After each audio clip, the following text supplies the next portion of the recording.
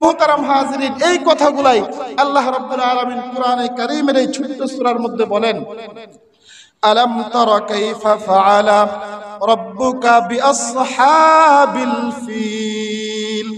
ওগো নবী, আপনি কি দেখেন নাই আসহাবে ফিল আব্রাহার হাতি বাহিনীর সঙ্গে আল্লাহ রাব্বুল আলামিন কি রকম আচরণ করেছে?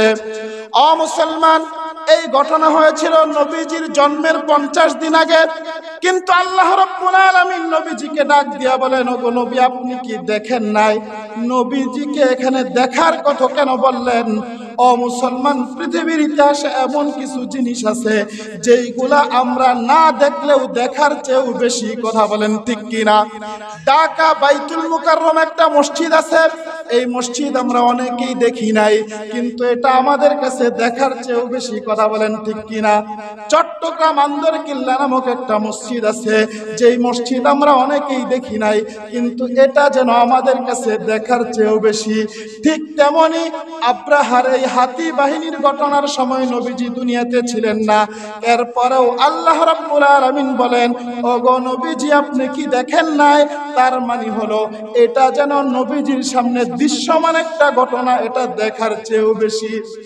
ও মুসলমান ভাইরা আমার, আল্লাহ রাব্বুল আলামিন ডাক দিয়া বলেন, আলাম তারা কাইফা ফাআলা রাব্বুকা বিআসহাবিল ফিল। ওগো নবী, আপনি কি দেখেন নাই এই হাতি বাহিনীর সঙ্গে আল্লাহ রাব্বুল আলামিন কি রকম আচরণ করেছে? আলাম ইয়াজআল কাইদাহুম ফি তাদলিল। এই আব্রাহার সমস্ত চক্রান্ত কি আল্লাহ রাব্বুল আলামিন নস্যাৎ করে দেন নাই? ওয়া আরসালা আলাইহিম তায়রান আবাবিল। আল্লাহ রাব্বুল আলামিন আকাশ থেকে নাজিল করলেন ঝাঁকে ঝাঁকে পাখি। এই আয়াতের তাফসীর যখন করা হয়, আবাবিল শব্দ থেকে আমরা মনে করি আবাবিল হলো একটা পাখির নাম। আসলে আবাবিল কোনো পাখির নাম নয়, আবাবিল শব্দের অর্থ হলো ঝাঁকে ঝাঁকে। আল্লাহ রাব্বুল আলামিন এই আব্রাহার হাতি বাহিনীকে ধ্বংস করার জন্য ঝাঁকে ঝাঁকে পাখি প্রেরণ করেছেন। তারমিহিম বিহিজারাতিম মিন সিজ্জিল। প্রতিটা পাখির মুখে এবং পায়ের মধ্যে আল্লাহ রাব্বুল আলামিন মাটি তথা পাথরের কঙ্কর দিয়া দিলেন।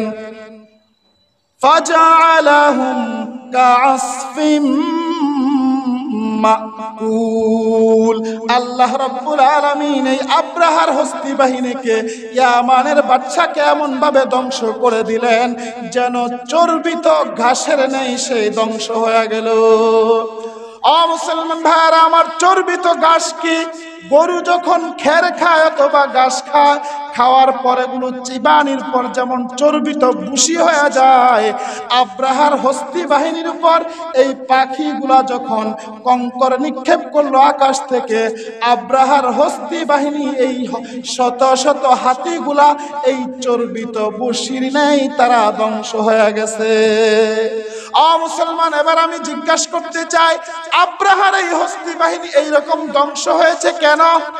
কারণ হলো তারা আল্লাহর ঘরকে ধ্বংস করতে চেয়েছে। ও মুসলমান, যেই মানুষগুলো আল্লাহর ঘরকে ধ্বংস করতে চাইবে, যেই মানুষগুলো আল্লাহর ঘরের দিকে বাঁকা নজরে তাকাইবে, যেই মানুষগুলা আল্লাহর ঘর নিয়ে রাজনীতি করবে, যেই মানুষগুলা আল্লাহর ঘরের ক্ষতি করতে চাইবে, সেই মানুষগুলোকে আল্লাহ রাব্বুল আলামিন এইভাবেই ধ্বংস করে দিবেন। কথা ঠিক কিনা?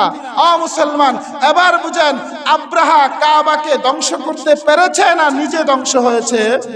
আজকে আমার বাংলাদেশ নয়, গোটা পৃথিবীতে যারা ক্ষমতাসীন আছে তারা বিভিন্ন মসজিদের দিকে বাঁকা নজরে তাকায়, ধ্বংস করে দিবে।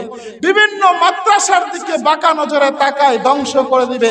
প্রিয় ভাই, পৃথিবীর ইতিহাসে কোনোদিন পারে নাই, কিয়ামত পর্যন্ত পারবে না। কথা বলেন ঠিক কিনা? যারা মসজিদ মাদ্রাসা ধ্বংস করতে আসবে, আব্রাহার হস্তি বাহিনীর মতো তারা নিজেরাই ধ্বংস হয়ে যাবে। কথা বলেন ঠিক কিনা?